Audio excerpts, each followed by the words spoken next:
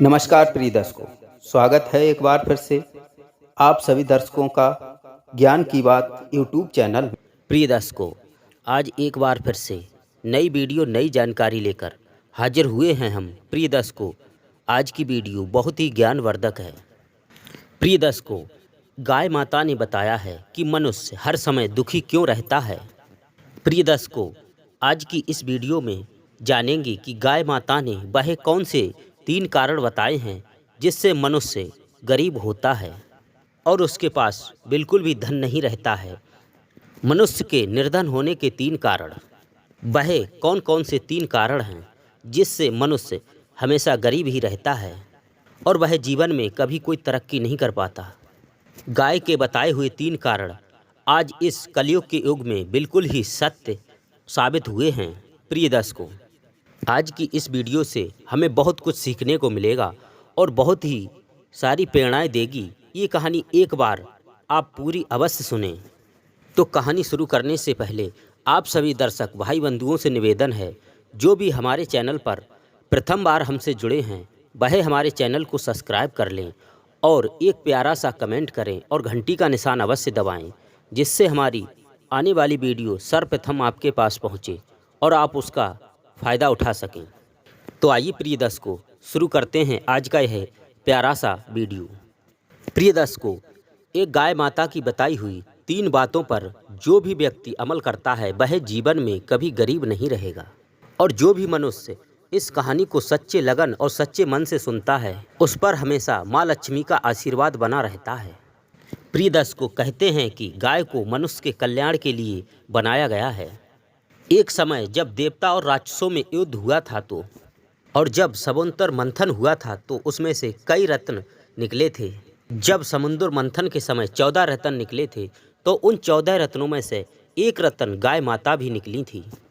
प्रिय दर्शकों, कहा जाता है कि गाय माता को 33 कोटि देवताओं का आशीर्वाद प्राप्त है और यह माना गया है कि समुद्र मंथन से गाय माता को मनुष्य के कल्याण के लिए इस कलयुग में भेजा गया है।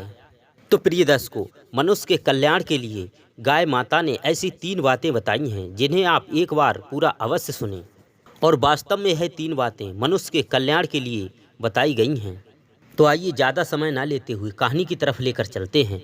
प्रिय दर्शकों, बहुत समय पहले की बात है।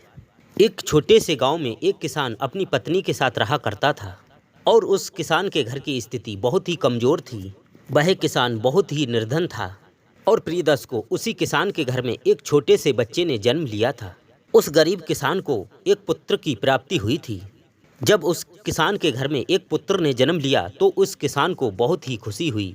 वह दोनों पति पत्नी बहुत खुश थे। जब उनके घर में एक पुत्र का जन्म हो जाता है तब उनके घर में थोड़ी बहुत खुशियाँ आना शुरू हो जाती हैं। लेकिन प्रिय दर्शकों, जब किसान का वह छोटा सा बच्चा थोड़ा सयाना हुआ तब तो उसे दूध की आवश्यकता पड़ती है। लेकिन प्रिय दर्शकों, उस किसान के घर में ऐसा कोई पशु नहीं था। वह किसान दुखी था जिसका वह दूध निकालकर अपने बेटे को पिला सके। लेकिन प्रिय दर्शकों, वह किसान इस बात को सोच करके बहुत ही चिंतित रहने लगा। लेकिन प्रिय दर्शकों, उस गरीब किसान का इस नगर में एक मित्र रहा करता था। वह उस किसान से आकर के कहता है, अपने गरीब मित्र को बताता है कि हमारे इस नगर से थोड़ी ही दूर पर एक सन्यासी जी का आश्रम है और उसी वन में उनकी आश्रम पर वह सन्यासी जी रहते हैं और उस सन्यासी जी के पास में बहुत ही सुंदर गाय है। यदि आप उस गाय को उन सन्यासी जी से उस गाय को मांग लें और वह सन्यासी जी आपको यदि अपनी गाय दे दें तो आप अपने पुत्र को उस गाय का दूध पिला सकते हैं। प्रिय दर्शकों, जैसे ही उस गरीब किसान का मित्र अपने मित्र से कहता है तो प्रिय दर्शकों, अगले दिन सुबह को वह गरीब किसान अपने घर से काफ़ी दूर पर जो सन्यासी का आश्रम था और उसी ओर जाने लगता है और वह चलते चलते उसे शाम हो जाती है क्योंकि सन्यासी जी का आश्रम काफ़ी दूर था। लेकिन प्रिय दर्शकों, शाम के वक्त वह किसान उन सन्यासी के पास पहुंच जाता है और सन्यासी के पास जाकर उन्हें हाथ जोड़ करके सन्यासी महाराज को प्रणाम करता है।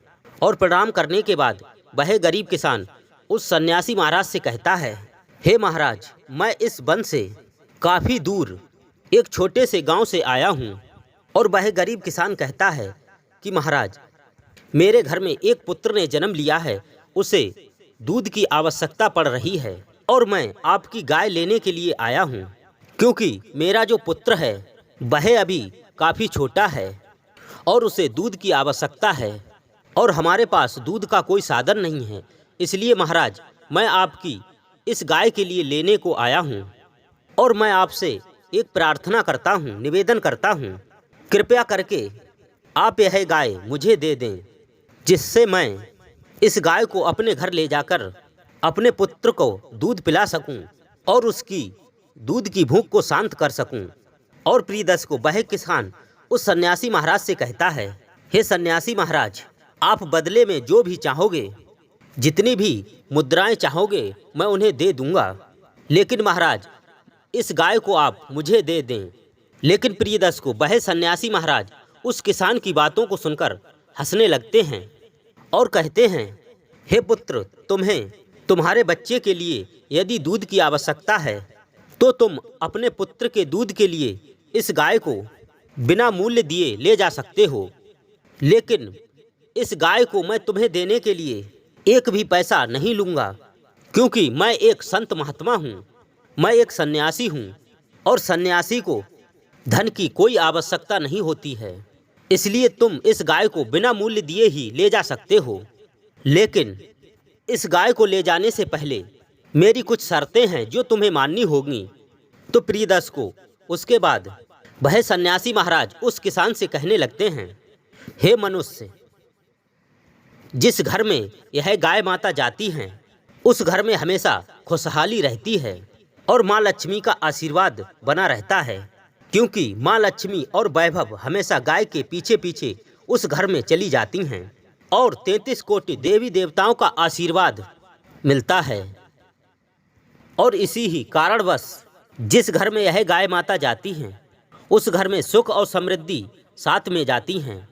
इसलिए तुम हमेशा इस गाय को जब इसे भूख लगे तो भोजन, चारा पानी और इसके रहने व बैठने का प्रबंध समय समय पर करते रहना।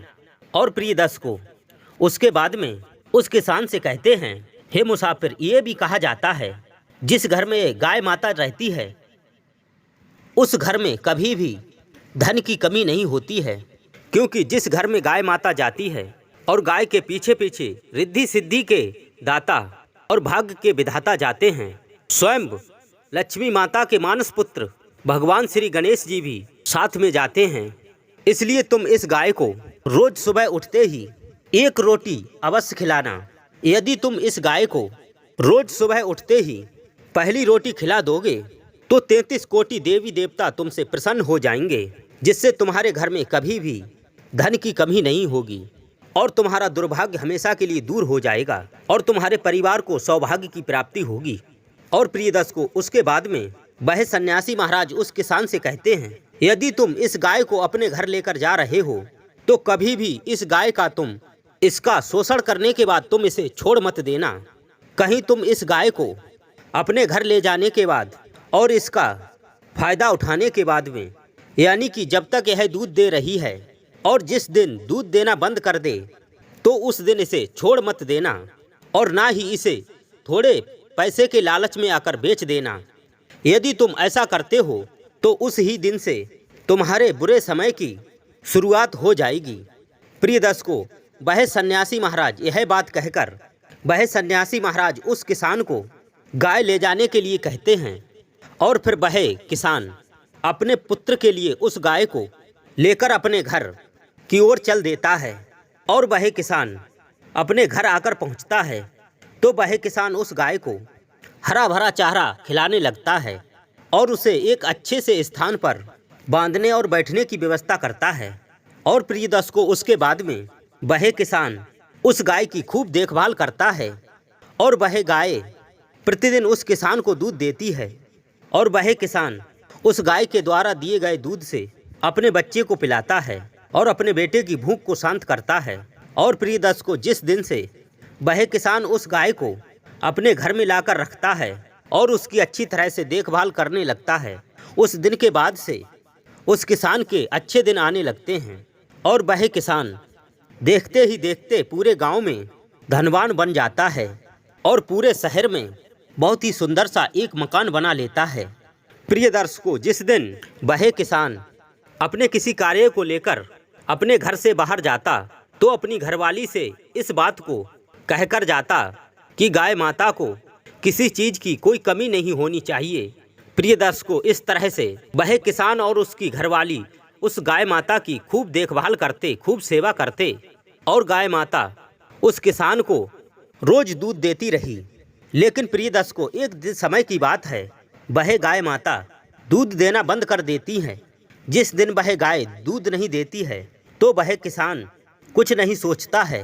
वह किसान सोचने लगता है कि हो सकता है किसी कारणवश गाय ने आज दूध नहीं दिया है। लेकिन प्रिय दर्शकों, जैसे ही दूसरा दिन आता है तो उस दिन भी गाय दूध नहीं देती है और देखते ही देखते बिल्कुल ही दूध देना बंद कर देती है। प्रिय दर्शकों, जैसे ही उस गाय ने दूध देना बंद कर दिया तो वह किसान उस गाय को धीरे धीरे गाय की तरफ से अपना ध्यान हटा लेता है और लगाव कम कर देता है और गाय के पास आना जाना तक छोड़ देता है। उसकी बिल्कुल भी देखभाल नहीं करता है और ना ही गाय को सुबह शाम भोजन खिलाता है और ना ही चारा डालता है। और जो गाय को सुबह सुबह एक रोटी खिलाया करता था वह भी खिलाना बंद कर देता है। लेकिन गाय को पानी तक नहीं पिलाता था। प्रिय दर्शकों, उसके बाद में उस गाय माता को समय समय पर भोजन नहीं मिलता है, चारा पानी नहीं मिलता है, तो वह गाय माता बहुत ज़्यादा कमज़ोर हो जाती हैं। और फिर एक दिन वह गरीब किसान सेठ बन जाता है और वह सेठ उस गाय माता के पास आता है और गाय माता को देखकर बहुत क्रोधित होता है और उस गाय को अपने स्थान से खोलकर जंगल की ओर जाने को कहता है। जब गाय नहीं जाती है तो उसको जंगल की ओर लेकर चला जाता है और एक बड़े से जंगल में जाकर छोड़ देता है। और प्रिय दर्शकों, उसके बाद में उस दिन वह किसान जब उस गाय को जंगल में छोड़कर वापस आ जाता है और फिर जैसे ही घर में आता है तो उस किसान का जो पुत्र था, उस किसान का वह पुत्र बीमार पड़ जाता है। प्रिय दर्शकों, जैसे ही उस किसान का पुत्र बीमार पड़ता है तो उस समय उस किसान के पास बहुत धन दौलत और संपत्ति होती है। तो उस समय वह किसान अपने पुत्र को एक अच्छे से वैद्य के पास लेकर जाता है और वैद्य के पास से जड़ी बूटियों को लेकर और उस वैद्यराज से कहता है कि वैद्यराज महाराज, आप मेरे पुत्र का स्वास्थ्य बहुत खराब हो चुका है, आप चाहो जितना धन ले लेना, लेकिन मेरे पुत्र को कुछ भी नहीं होना चाहिए। तो प्रिय दर्शकों, जो किसान का पुत्र था दिन प्रतिदिन उसकी हालत खराब होती जाती है और वह वैद्य जी उस सेठ किसान से कहते हैं पैसा और धन बहुत चाहिए। तो प्रिय दर्शकों, उस किसान का जितना भी धन था वह सारा धन, जितना भी उसके पास धन था वह सारा धन उसके पुत्र के इलाज में लग जाता है। उसके बाद में ही उसके पुत्र की तबीयत सही नहीं होती है और फिर अंत में वह वैद्य जी और धन लाने को कहते हैं तो वह किसान सेठ अपने द्वारा बनाए गए उस घर को भी बेच देता है और अपने पुत्र के इलाज में लगा देता है। प्रिय दर्शकों, उसके बाद में वह किसान पूरी तरह से बर्बाद हो जाता है, बिल्कुल ही निर्धन हो जाता है, कंगाल हो जाता है और फिर उसके पुत्र का स्वास्थ्य ठीक होने लगता है और वह किसान अपने पुत्र को लेकर अपने घर, अपने गांव की ओर आता है तो उसके पास कोई घर नहीं होता है और ना ही उसके पास कोई धन होता है। तो वह किसान पूरी तरह से बर्बाद हो जाता है, अपने पुत्र को अपने पुराने घर में चला जाता है और वहाँ पर जाकर रहने लगता है और वह मन में बहुत उदास होता है। लेकिन प्रिय दर्शकों, उसके बाद वह किसान समझ जाता है यह सब मेरी कर्मों की वजह से हो रहा है। तो वह किसान अपनी करनी पर पछताता है और उस गाय माता को ढूंढने के लिए जंगल की तरफ निकल जाता है और जंगल की ओर जाकर देखता है तो वह गाय माता दिख जाती हैं और फिर वह किसान गाय माता से जाकर क्षमा मांगता है और गाय माता के पैरों में जाकर गिर जाता है और उसके बाद में वह गाय माता उस किसान से कहती हैं, आप जैसा करोगे ठीक वैसा ही पाओगे। प्रिय दर्शकों, उसके बाद वह किसान उस गाय माता से माफ़ी मांगने लगता है। फिर गाय माता कहती हैं, हे किसान, अगर ऐसी ही बात है तो मैं तुम्हें आज 3 बातें बता रही हूँ और इन 3 बातों को आज के बाद हमेशा अपने जीवन में उतारना है और इन बातों पर अमल करना है। तो प्रिय दर्शकों, उसके बाद में गाय माता उस किसान को 3 बातें बताने लगती हैं और गाय माता कहती है, पहली बात, कभी भी किसी भी मनुष्य को अपने मित्र के साथ छल नहीं करना चाहिए, धोखा नहीं करना चाहिए, क्योंकि जो मनुष्य अपने मित्र के साथ धोखा करता है या फिर अन्य किसी व्यक्ति के साथ धोखा करता है या फिर उसका शोषण करता है, उसका फायदा उठाता है, वह मनुष्य, वह इंसान अपने जीवन में कभी सुखी नहीं रह सकता। क्योंकि जो मनुष्य दूसरे मनुष्य के भाग्य का छीनकर खाता है, वह भोजन उसके पेट में कभी भी नहीं भाता है। इसलिए कभी भी किसी भी मनुष्य को किसी के साथ छल नहीं करना चाहिए और उसका फायदा नहीं उठाना चाहिए। उसके बाद गाय माता दूसरी बात उस किसान को बताती हैं कि कभी भी हमें अपने समय पर, अपने धन पर, अपने शरीर पर और अपनी इच्छाओं को हावी नहीं होने देना चाहिए। क्योंकि जो मनुष्य अपने समय पर और अपने धन पर और अपने आप पर गर्व करता है, वह मनुष्य हमेशा जीवन में कहीं ना कहीं अवश्य दुख पाता है। क्योंकि प्रिय दर्शकों, हर मनुष्य का समय एक जैसा नहीं होता है। क्योंकि कभी देखा जाए तो हमेशा समय एक जैसा नहीं रहता है। कभी पत्ता पेड़ पे लगा होता है तो कभी पेड़ से टूट करके नीचे गिर जाता है। समय एक ऐसी घड़ी है जो बदलते समय किसी को दिखाई नहीं देता है और ना ही समय लेता है। इसलिए कभी भी किसी को अपने समय पर, अपने धन पर और अपने मन पर, अपने शरीर पर अहंकार नहीं करना चाहिए। प्रिय दर्शकों, उसके बाद वह गाय माता उस किसान को तीसरी बात बताती है और उस किसान से कहती है कि कभी भी किसी भी मनुष्य को अपने घर के मामले में अन्य लोगों से राय नहीं लेनी चाहिए। क्योंकि प्रिय दर्शकों, कहा जाता है कि हमारे घर के लड़ाई झगड़े में और हम उस झगड़े के बारे में अपने पड़ोसी या गांव के अन्य लोगों से किसी भी चीज के बारे में राय ले रहे हैं तो वह लोग हमेशा आपके काम को बिगाड़ने के बारे में ही सोचेंगे। इसलिए कभी भी अपने किसी कार्य को अन्य लोगों से नहीं कहना चाहिए, ना ही अपने घर के झगड़े में बाहर के लोगों को बुलाना चाहिए और ना ही घर के फैसले में बाहर के लोगों को बुलाना चाहिए। क्योंकि वह बनाने से ज़्यादा बिगाड़ने की सोचेंगे। और साथ ही अपने घर की बातों को अन्य लोगों को नहीं बतानी चाहिए। प्रिय दर्शकों, यह 3 बातें वह गाय माता उस किसान से कहती हैं और उस किसान से कहती हैं, आप मेरी इन 3 बातों पर हमेशा अमल करते रहना। यदि आप मेरी इन 3 बातों पर अमल करोगे तो जीवन में कभी दुखी नहीं रहोगे। और वह किसान उस गाय माता से माफ़ी मांगकर फिर से अपने घर की तरफ लेकर चला जाता है और ले जाने के बाद में फिर से उस गाय माता की सेवा करने लगता है। गाय माता के आशीर्वाद से और उन गाय माता की बताई हुई उन 3 बातों से वह किसान देखते ही देखते फिर से पहले जैसा सुख संपन्न हो जाता है और उसका समय अच्छा आने लगता है और वह गाय माता की बताई हुई बातों पर हमेशा अमल करता रहता है। तो प्रिय दर्शकों, इस प्रकार से उस किसान का भाग्य बदल जाता है।